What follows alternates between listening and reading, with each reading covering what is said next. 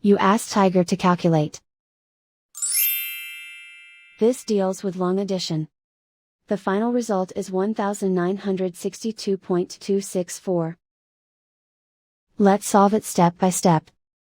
Rewrite the numbers from top to bottom, aligned by their place values, add up the digits in each column, from right to left. 2 plus 3 plus 9, equals 14. Carry 1 to the hundredths place.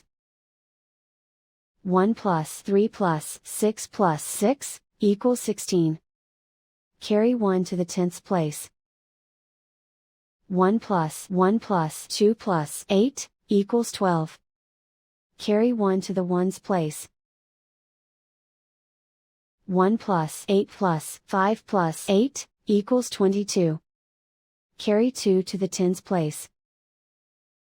2 plus 7 plus 9 plus 8, equals 26. Carry 2 to the hundreds place. 2 plus 9 plus 6, equals 19. Carry 1 to the thousands place. Write 1 in the thousands place, and so the final result is 1962.264.